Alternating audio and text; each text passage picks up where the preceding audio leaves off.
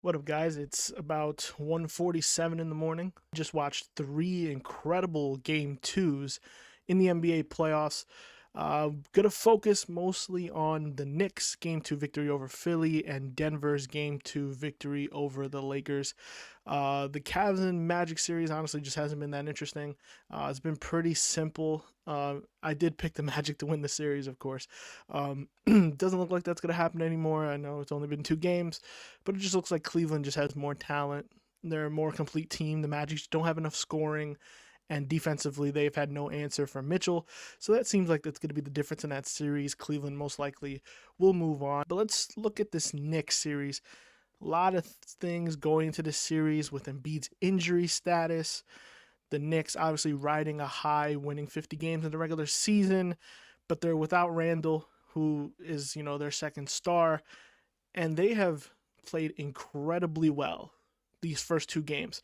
In games where they have been overmatched talent wise, they've been overmatched, I think, coaching wise to an extent.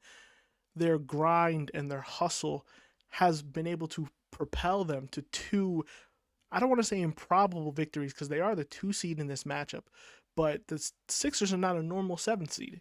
They, of course, had a large stretch of the season where they played without Embiid, who's still nursing a knee injury, and you could tell it's really bothering him, but still able to put up great numbers despite being hobbled. Had 29 in game one, had 34 tonight in game two, also had 10 rebounds and 6 assists.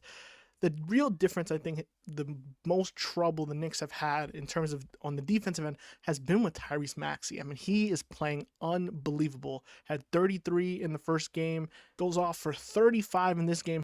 His speed and his shot making, especially the way he's been shooting the three ball, it's just been a real problem.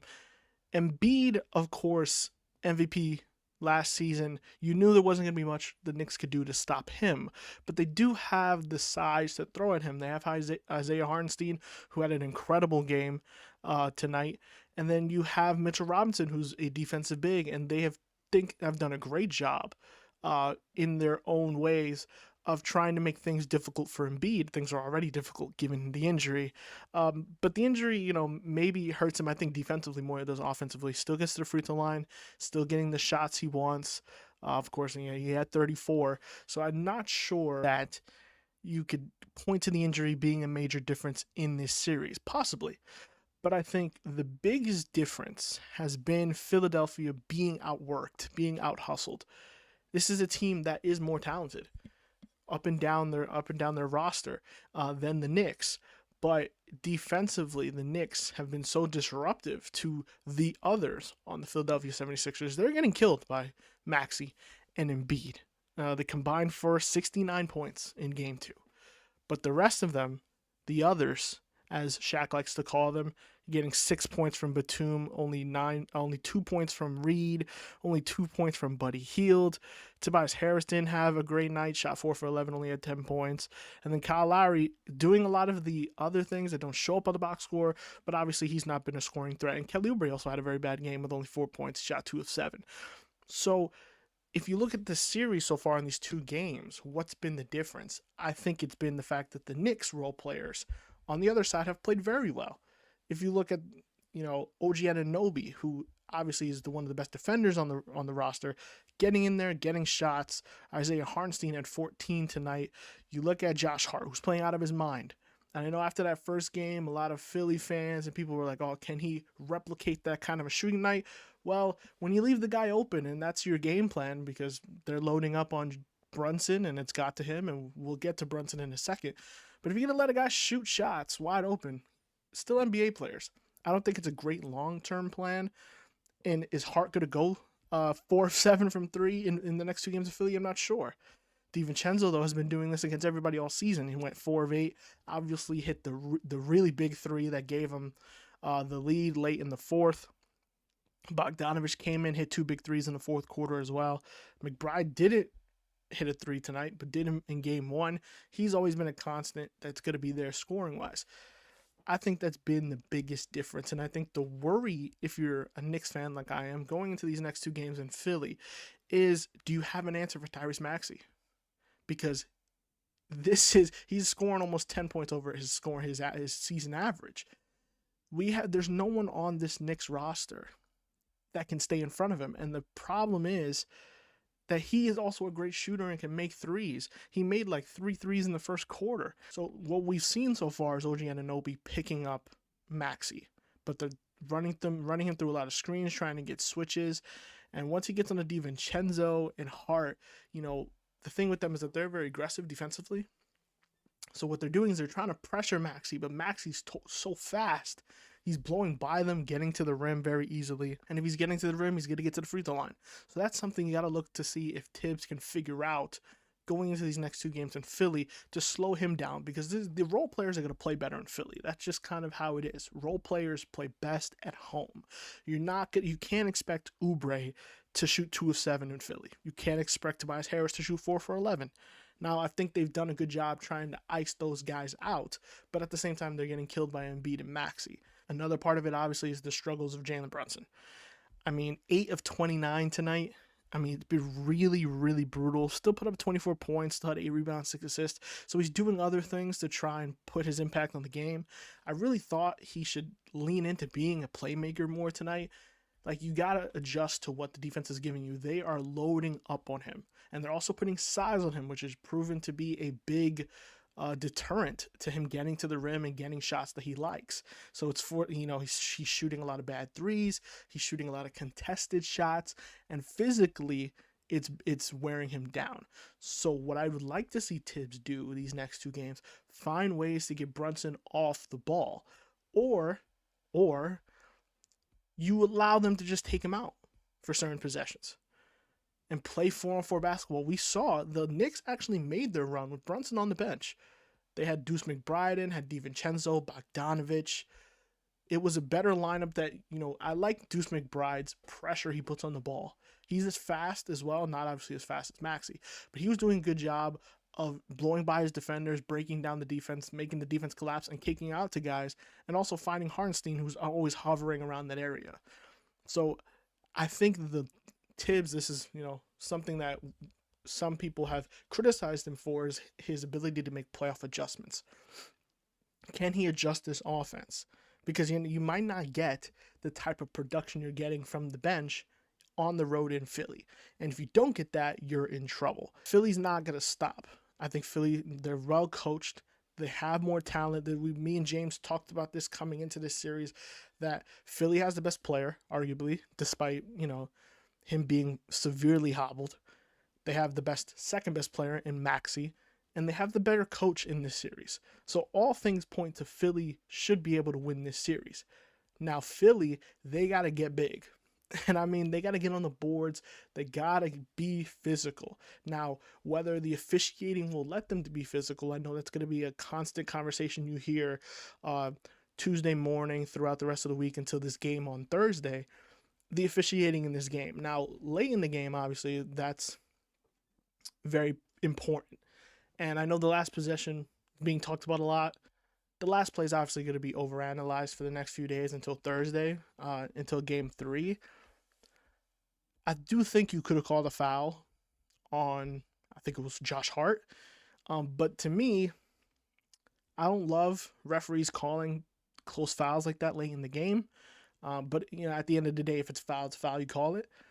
But Maxey, before the inbound, pushed off on Josh Hart. So to me, you let that go. You let the little grab by Hart go. It cancels out to me. Now, did Philly try to call timeout? Twice they did. The first time, Nick Nurse was calling timeout, but then he kind of pulled it back. He kind of stopped. Like he didn't want to because they inbounded the ball. And then the second time he called it, the ball was actually just being stolen. So the refs swallowed their whistle there. It's a little bit of bad luck, but you know what? DiVincenzo missed the first 3. If you get a rebound, game's over. We have to foul. There's only I forget how much time there was, maybe 10 seconds or so. All they had to do was get an offensive rebound. Defensive rebound. All they had to do was inbound the ball and hold on to it, and they most likely win this game. I was actually getting ready to turn the game off. But I just hadn't done it yet, and I wasn't paying attention. And then I see the scramble, and shout out to DiVincenzo for having the confidence to shoot it again. Shout out to Isaiah Hartenstein for getting that offensive rebound. Josh Hart also huge on the boards, 15 rebounds, 4 of them offensive. I think that's the biggest thing in this series. Not officiating, It's the Sixers role players not playing well so far, and the fact that the Knicks are just out hustling the Sixers. I think that's been the big difference. If the Sixers can bring that type of energy in game 3 and 4, I think we'll have a series. I actually think Philly will win game 3. I just think that they're too good. Their role players are going to show up. And I fear this is something that's going to continue to last for Brunson as long as they employ this defensive game plan on him. I'm not sure how much confidence I have in Tibbs tweaking that. And it sucks because Brunson is getting the shots he gets normally. It's just that constantly having that size and length on him, I think it's tiring him out. And I think he has to recognize, you know what? They're putting all this attention on me, playmake, because he started to do that in the second half. He got some assist to Hartenstein. Hartenstein is hovering around the paint. They're not looking for him. The same thing goes with Mitch. When Mitch is in there, the lob is there on almost every single drive, yet no one throws it to him. And it's ridiculous because Joel Embiid could barely jump right now. Take advantage of that. Joel Embiid, I think his injury hurts him more on the defensive end than it really does offensively because he has an incredible shooting touch. He's still able to post up and get good shots close to the rim. He's going to get to the free throw line. So offensively, I think he's been exactly what he would have been regardless. I think on the defensive end, where he's actually a little underrated, I think, by some people, he has not been able to have an impact rebounding-wise and rim protecting, which I think would have been big for them this series. To the Lakers and Denver series, I mean, I'm not exactly a Laker fan. I do like LeBron, and I did pick the Lakers preseason to make the finals. That's obviously not going to happen, and it's mostly because no matter what they do, they cannot beat this Denver Nugget team. I've never seen a team have this type of mental advantage over another team for this long. 10 straight victories for the Denver Nuggets over the Lakers, including the 2 games tonight, the 3 games they played in the regular season, and the 4 games from the Western Conference Finals last year. Every game goes exactly the same. LeBron plays well. AD plays well. Someone of the other core members of the Lakers plays well, whether it's Reeves or Rui or D'Lo. D'Lo finally showed up tonight.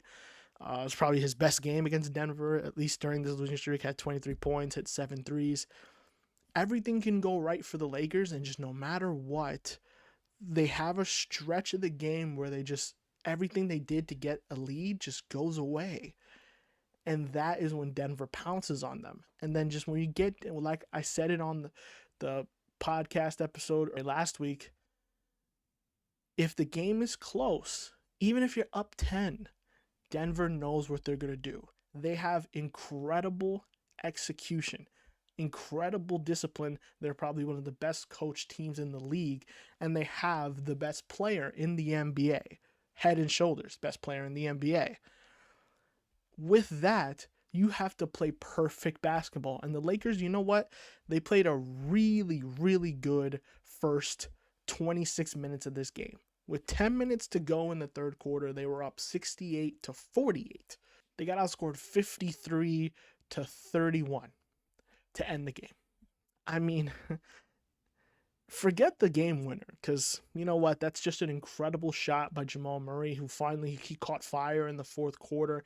And he hits a great fadeaway jumper over Anthony Davis, who was complaining earlier today that he wasn't one of the finalists in Defensive Player of the Year. I'm not saying that play means he shouldn't have been, but it's just not a good look. Forget the game winner. I mean, that's just a deflating way to lose. I don't know if I've seen a loss that deflating before. It's funny because the Sixers had a pretty deflating loss, losing by that up 5, I think, with a minute to go or whatever it was, giving up that 3 late in the game and losing. The Knicks scoring 8 points in about 25 seconds, 30 seconds. That's a pretty deflating loss because you really feel like you gave away a game. But I would argue, Philly can still have a sense that, they can still win this series. The Philly and Knicks series isn't over. For all intents and purposes, the Lakers and Denver series is over. I mean, there's no way you have a 20-point lead against this team you blow it and then you lose via a Jamal Murray game winner and think you're going to just get up and still beat this team. The Denver Nuggets are the best team in the league. I just do not see a world where the Lakers come back and win 4 out of 5 against this team. It's just not going to happen. It's just simply not going to happen. They played as well as they could tonight. They didn't get much from their bench. You can say that, point to that. And in LA, you probably may get some more out of Taurean Prince or Dinwiddie or Gabe Vincent. But to have your 2 stars play well and have D'Lo finally show up and play, I think, what was good defense on this team for most of the game. I know Michael Porter Jr. kind of went nuts. I think that's something that you could look to this game. Like, if he just doesn't do what he did tonight, the Denver Nuggets don't win. Jokic was a constant. Obviously, 27 points, 20 rebounds, 10 assists. He had like 10 rebounds in the first quarter. I mean, this is just a complete and well-rounded team. And it's, to bring it to the context of LeBron, because I think there is a conversation here about him. If this is going to be a first round sweep or a first round exit, his future with the Lakers is very much in question. He can be a free agent at the end of this season. He can opt out. And I don't want to close the book on the Lakers season, but let's be real. The Lakers are not getting out of this series. I do think they win a game in LA. I think they did so much right tonight. That's so crazy about this. I think they can replicate some of what they did tonight. It's just being able to do that for 48 minutes has been their problem, because every single game against the Denver Nuggets and in this 10-game losing streak against them goes the same exact way. The Lakers get up, they get a lead, they look really good. LeBron and AD are playing well, and just at the end of the game, it's like, all right, the Lakers go away from calling any plays, go away from Anthony Davis. They resort back to this stagnant basketball where they're just running freelance, while Denver gets on their side of the court and they know exactly what's going on. Jokic, Jamal Murray, 2-man game, we're playing off of that. And they've just perfected it to the point where there's really little you can do against it. They're going to get a good shot every possession, and you can't say the same thing for the Lakers. LeBron was great in this fourth quarter. He ended with 26. Kept the Lakers afloat, hit 3 threes in this game. But the real problem, everyone's going to point to the shot. Is it a great shot? It's not a great shot, but it was a wide open shot. And LeBron had hit 2 prior to that shot, 2 threes. So I don't hate the shot. I don't think the shot is the reason they lost. It's easy to point at that and say they lost. But if he drives and they collapse on him, he kicks out to somebody else for 3, they could easily miss the shot as well, and then we're blaming him for passing that. Or if he drives to the rim and he doesn't get a foul call, which he wasn't really getting throughout the night, you could blame him for that. So it's, one possession is not the reason you lose this game. They lost this game because they were up 20 and they went away from what they did in the first half. They force-fed AD in the first half, ran their offense through him. They ran plays. They got D'Lo, decent shots. That's what got them the lead. And then LeBron was doing all the other stuff. LeBron had 12 assists tonight. He was great. 8 rebounds. He was all over the place. Vintage LeBron game for 46 minutes. But then in the second half, they went away from that. AD scored his last points with 7 minutes left in the third quarter. You can't do that. You just can't do that. The reason the Lakers lost this game is because they went away from what worked. Denver never goes away from what worked. When Jamal Murray was cold, when they weren't getting great shots, they just kept the course. It didn't matter what the score was. The Denver Nuggets knew if we continue to run our game plan, play our game, and the Lakers, who have the tendency to just not play a complete 48-minute game, will get back into it. Then the Lakers have about a 5-6 minute stretch where they went scoreless at the end of the third quarter. They didn't score at all. They couldn't get a shot. And when I saw that, that's when I knew. I was like, all right, Denver's going to end up coming back in this game. I think it's over for the Lakers. I think it's possibly over for Darvin Ham. I know there was a report that he might be brought back. The Lakers would be dumb to do that. They've done a couple dumb things the past couple years, so I wouldn't be surprised. But I think if you bring Darvin Ham back, I don't think there's a chance late until LeBron stays. Now, it's all up to LeBron what he desires. If he thinks he's done, which it kind of does feel that way, because I just don't see a world where the Lakers build a roster that can beat this Denver Nugget team. And then with all the talent in the West, all the young talent coming up, there was 10 playoff teams this season. Memphis was a non-factor this season. They're going to be back next year. The only really options for LeBron, I think it's possible he retires after next season. He comes back in one more year, has his farewell tour, and then he rides off into the sunset in what has been, I think, the greatest career of all time. Or he explores the possibility of trying to go to a team out east that's a contender, maybe a Philly, maybe a New York, maybe Dallas. The possibilities of that, logistically, I'm not sure at this moment, but it's just an idea because it feels like a terrible way to go out, to get swept or just get brutally beaten by the Denver Nuggets twice. And it sucks because LeBron still has, I think, gas in the tank to be a contributor to a championship team. It's just that this Laker team just doesn't have enough of the other things you need to be a championship team. The others, they just don't have that. They have decent talent on this roster. They don't have the coaching. They don't have the execution. They don't have the basketball IQ or the discipline. And I don't know if that's something you can fix in one off season. I just don't think it is. If you enjoyed this video, like, share, subscribe to the channel. You can also go over to TikTok and follow the page at Truish Hoops. And you can follow me on Instagram and X at OZPDan. See you next time.